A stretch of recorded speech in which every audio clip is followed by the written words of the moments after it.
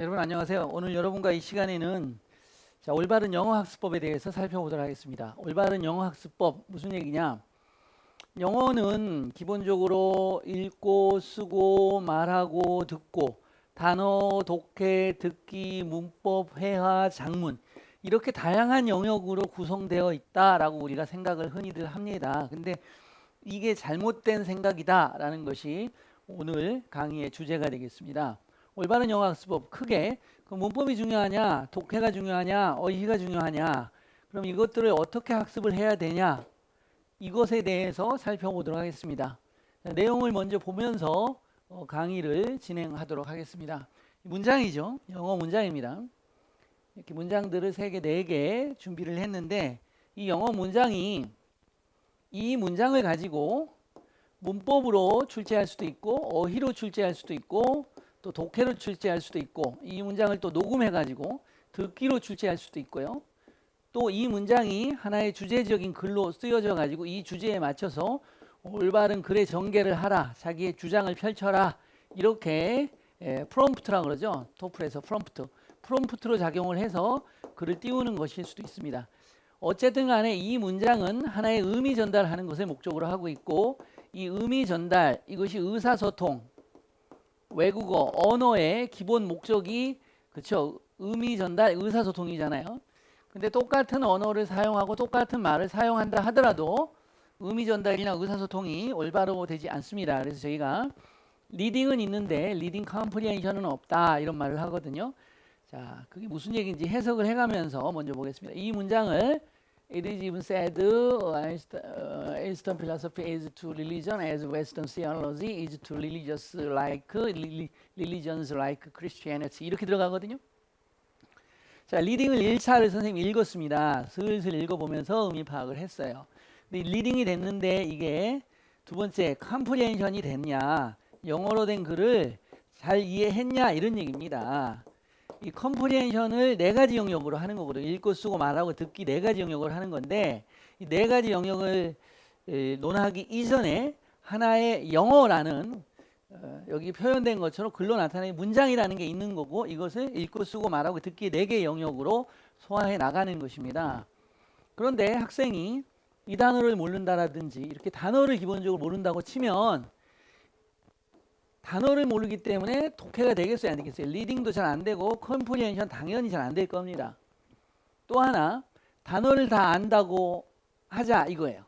자, 이건 철학이고, 자, 이건 종교고, 이거는 잘 모를 겁니다. 이거는 신학이란 뜻이죠. 띠가 신이라는 걸 뜻하고 알러지가 공부를 하는 거죠. 그래서 theology 그러면 갓에 대해서 공부를 하는 거죠. 그래서 신학이라고 우리가 하는 거예요. 그 다음에 이건 종교 아까 했던 거고, 자, 이거는 기독교가 되는 거죠. 단어는 지금 다 해결했습니다. 그렇다면 우리가 단어를 다 알았으니까 이제 뭐 영어는 단어만 잘하면 되지 않아요? 단어를 잘하면 영어 뭐 누구나 할 수 있는 거 아니에요? 라고 얘기를 합니다. 라는 거죠. 건물을 지을 때 건물 재료만 많이 있다고 해서 건물을 잘 지을 수 있을까요? 하고 같은 말이 되겠죠. 사실 그렇지 않죠. 좋은 설계도와 좋은 디자인과 좋은 기능성 이런 것들이 다 합쳐질 때 올바른 건물이 되는 거 아닙니까? 건물이 또 아트, 예술이 되는 것이고 마찬가지입니다. 이 문장을 해석을 해야 되는데 해석을 한번 들어가 볼게요. 1차적으로 한번 해석을 어떻게 하는지 한번 볼게요. 그것은 심지어 말해줍니다. 그래서 이게 가주어 같아요. 진주어 이렇게 할 겁니다. 진주어니까 뒷문장이 완전할 것이다. 이렇게 해가면서 자, 동양의 철학은 종교에게이다. 뭐뭐처럼 뭐뭐 때 뭐뭐이기 때문에 뭐뭐 해감에 따라 뭐뭐만큼 뭐뭐로서 이렇게 해석을 해볼 겁니다. 서양의 신학 종교에게이다. 기독교처럼 이렇게 되는데 자, 의미가 왔습니까? 단어가 나열되고 그 단어 나열된 것을 선생님이 풀어 제껴 봤어요. 지금 이해가 가셨어요? 이 지문에 되어 있는 이 구문은 대원외고 2학년 수행평가에서 장문으로 출제됐던 문제죠. 알 수가 없죠. 왜냐하면 수고인데 이 수고가 놓쳐졌기 때문에 그렇습니다. A is to B, as를 쓰기도 하고 what을 쓰기도 합니다. C is to D, 이게 수고입니다. A와 B와 관계는 C와 D의 관계와 같다 이런 얘기예요. 그럼 A와 B의 관계는 C와 D의 관계와 같다라는 건데 그러면 여기가 보조관념이라고 합니다. 보조관념. 여기가 온관념이라고 그러죠. 화자가 말하고자 하는 것들은 A와 B의 관계인데 A와 B의 관계를 잘 이해를 못하니까 비교해서 C와 D의 관계를 통해서 A, B와 관계가 같다라는 얘기죠. 그러니까 독소와 마음과의 관계는 음식과 건강과의 관계와 같다 이런 얘기죠. 음식을 먹으면 건강해지잖아요. 마찬가지죠. 그래서 음식과 몸과의 관계와 독소와 마음과의 관계를 같이 말하는 거죠. 그래서 온관념은 여기거죠. 독소가 몸에 도움이 된다 이런 얘기죠. 마음에. 마찬가지로 뭐가 음식이 몸에 도움이 되는 것처럼 이런 얘기에 패턴을 많이 쓰는 겁니다. 그래서 예문을 만들면 leading is to mind as 와 써주고 food is to the body 이렇게 되겠죠. 그래서 leading과 마음의 관계는 음식과 몸의 관계와 같다라는 패턴을 만드는 거죠. 자, 그러면 이 패턴을 가지고 여기에 적용을 해보겠습니다. 그럼 어떻게 되죠? 동양 철학과 종교의 관계는 서양 신학과 기독교와 같은 종교와의 관계와 같다 이런 얘기입니다. 그래서 보통 이거는 이 내용을 좀 이해하셔야 돼요. 자, 선생님이 이걸 해석을 해줬지만 여러분들 이해가 잘 안 갈 겁니다. 왜냐하면 아까 말씀드린 것처럼 기본적인 리딩이라는 건 리딩 컴프리hen션을 전제로 해요. 영어로 쓰여진 글을 이해하는 능력을 근본으로 한다는 거죠. 근데 이 글에 대한 내용을 이해를 못하고 있는데 영어만 읽었다고 해서 이게 이해가 되는 게 아니고 시험 출제자는 이 글의 1차적 의미 또는 심화된 2차적 의미, 상징적 의미까지 물어보면서 출제가 들어가요. 이 표현을 화자는 왜 했는가 그 의도를 쓰시오 이렇게까지 들어가는 거거든요. 사실은요. 그래서 설명을 좀 들어가면 뭐죠? 철학과 종교는 같다 다르다? 서양 얘기를 해보면 철학과 종교는 서양에서는 두 개를 엄격하게 구분을 했어요. 근데 동양 철학과 종교는 구분이 되지 않아요. 불교 같은 경우 얘기를 들어볼게요. 불교에서의 철학과 종교가 일치관계에 있다는 걸 우리가 알 수가 있습니다. 그래서 이렇게 되는 거예요. 그래서 어떻게 되는 거냐? 또 서양의 신학이 뭐 중심으로 발전됐어요? 서양의 신학은 그렇죠. 기독교와 같은 종교를 중심으로 발전됐다는 거예요. 그래서 서양의 신학과 기독교의 관계는 결국 동양 철학과 종교의 관계하고 같다라고 심지어 말해질 수 있다. 그래서 이 글의 메인 아이디어는 뭐다? 그렇죠. 동양 철학과 종교는 밀접한 관련을 가지고 있다. 이것이 이 글의 주제가 되는 겁니다. 이렇게 글을 잘 읽는 학습 훈련을 끊임없이 또 공부할 때마다 해줘야 되는데 살짝 넘어가고 깊게 공부가 안 들어가게 되면 안 는다는 거예요. 영어 자체가. 영어를 이해하는 능력 자체가 또다시 늘지 않는다는 얘기예요. 자, 그러면 또 가보겠습니다. 이 문제도 학생들이 문제를 풀게 하면 자, 이 문제는 수능에 나왔던 문제입니다. 다양한 지문들을 뽑아서 자, 영어 학습법에 대한 얘기를 진행하고 있습니다. 이 문제를 풀려고 그러면 수능에서는 이 대은 주어진 문장으로 나왔고 3번이 나와서 뭐로 나왔냐면 to로 나왔어요. 그래서 이 문장이 맞냐 틀리냐로 출제가 된 건데 학생들은 다 틀렸다고 골랐습니다. 왜? 뒤에 대절이 와 있기 때문에 so that이죠. 공식이 나오지 않습니까? so that 너무 뭐뭐해서 뭐뭐하다 형용사나 부사 오고 이렇게 나오잖아요.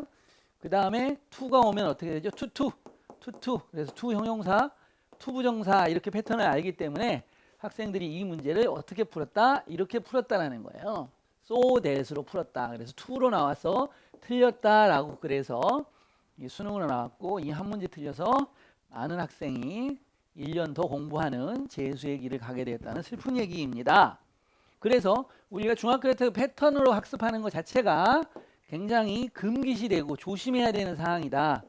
패턴 학습이 나쁜 게 아니라 이 패턴을 정확하게 해석, 정확하게 이해하는 것과 동반시켜서 학습이 이루어지지 않게 되면 이 패턴 학습이 독이 된다는 겁니다. 보통 소댓 구문하면 한 2, 30개 연습해갖고 패턴 드릴로 끌고 나가버리지 않습니까? 그래서 그 패턴이 뇌리에 박히도록 이렇게 훈련을 합니다만은 그 훈련 자체가 실제로 고난도 문제에서는 독이 되는 경우가 많다라는 것이죠. 이 문장은 해석을 해보도록 하겠습니다. 해석을 해보시면 너는 알게 된다. 이걸 가로로 묶어줄게요. 알게 된다의 목적어가 이 대절입니다. 대신 접속사이고 뒷문장은 완전한 문장이 오죠. 그래서 what을 쓸 수가 없다 이렇게 풀려나가는 거예요. 너의 차는 운반할 수 없다. 많이. 네가 그것이 그럴 거라고 그럴 수 있다라고 생각한 것만큼 많이 너의 차가 운반할 수 없다라는 것을 너는 알게 된다라는 뜻이에요. 삼형식 문장이에요. 너는 알게 된다. 대디야라는 사실을. 근데 어떻게 알게 된다? 너무 늦게서 알게 된다. 이런 느낌이에요. 그런데 이것을 우리가 패턴으로 배운 걸로 학습을 한번 해보면 so를 답이라고 생각하면 너무 늦게 알게 된다가 to가 답이라는 걸 말씀드렸고요. so로 가보면 너는 너무 늦게 알아서 그 결과 너의 차는 운반할 수 없다. 네가 그것이 그럴 수 있다고 생각하는 것만큼 많이 운반할 수 없다. 그러면 네가 너무 늦게 안 거와 너의 차가 네가 생각한 것만큼 많이 운반할 수 없다는 건 인과관계, 결과관계가 이어져야 되는데 결과관계로 이어지지 않습니다. 네가 너무 늦게 발견해서 너는 제 시간에 도착 못했다. 이런 인과관계가 나와야 되는데 여기서는 인과관계가 전혀 나오지를 않는 것을 알 수가 있습니다. 그래서 이렇게 패턴 드릴로 공부를 하면 그래서 독해가 먼저냐 문법이 문제냐 이렇게 얘기를 드리면 정답은 문법과 독해와 어휘가 삼위일체로 어우러진 학습법을 해야 된다는 것이지 야 독해가 중요하니까 독해를 좀 해야지 어휘가 더 중요하니까 문법이 중요하니까 이렇게 부분적인 편식적인 학습법을 하게 되면 영어 자체의 근본이 튼튼해지지 않게 되고 초반에는 약간 어드밴티지를 받고 전문적인 학습을 받아서 좋은 것처럼 보이지만 고난도에 들어가게 되면 이것이 오히려 독이 되는 경우가 더 많다는 얘기입니다. 한 문장을 더 보도록 하겠습니다. 이 문제도 학생들한테 문제를 풀라고 하면 제가 이제 문장을 넣고 그 문장에다가 문법적인 요소를 같이 집어넣습니다. 여기서 메인 포인트는 이건데요. 저지는 뭐죠? 판사라는 명사가 있고 동사로는 판단하다 이런 얘기입니다. 판단하다 이런 뜻이죠. 그러면 보통 타동사로 많이 쓰이잖아요. 그러면 저지의 목조가 지금 없단 말이에요.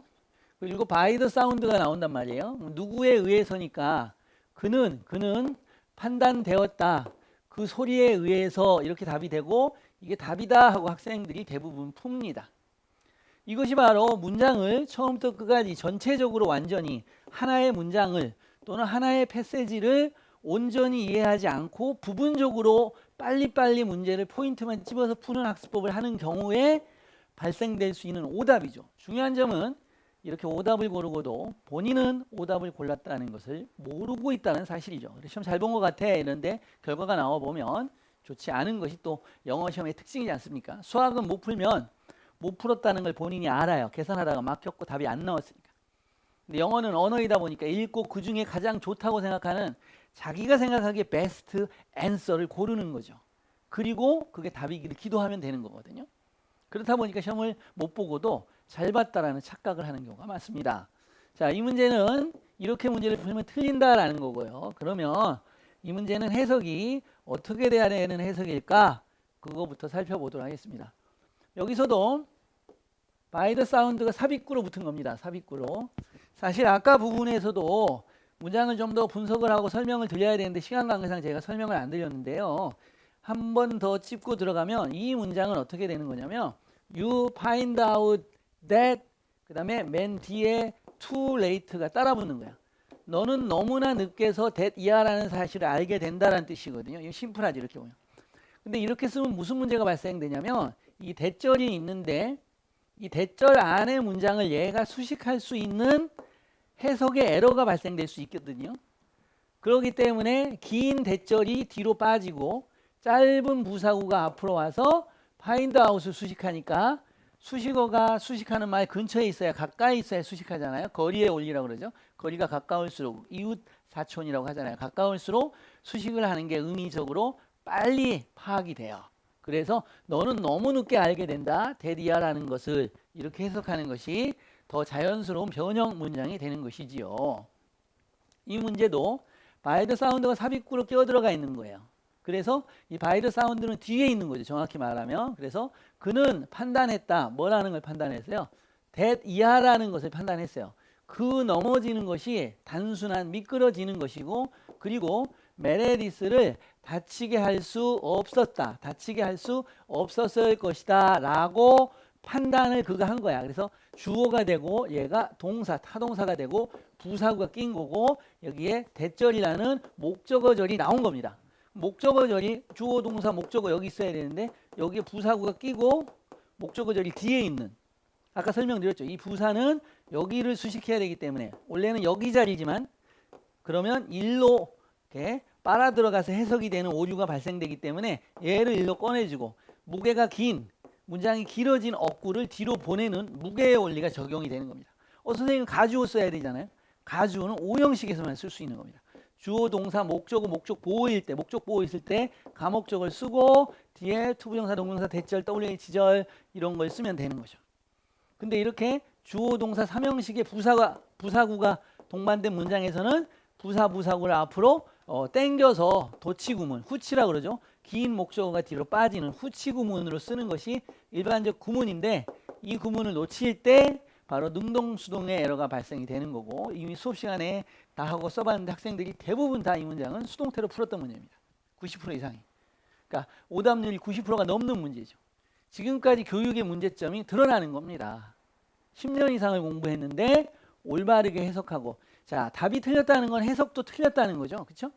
해석이 올바르게 나오면 능동인 걸 알았을 거고 능동인 걸 알았으면 당연히 예를 썼을 겁니다.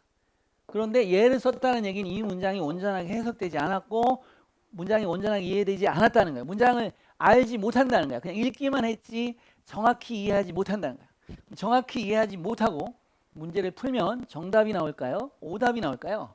당연히 오답이 나오죠.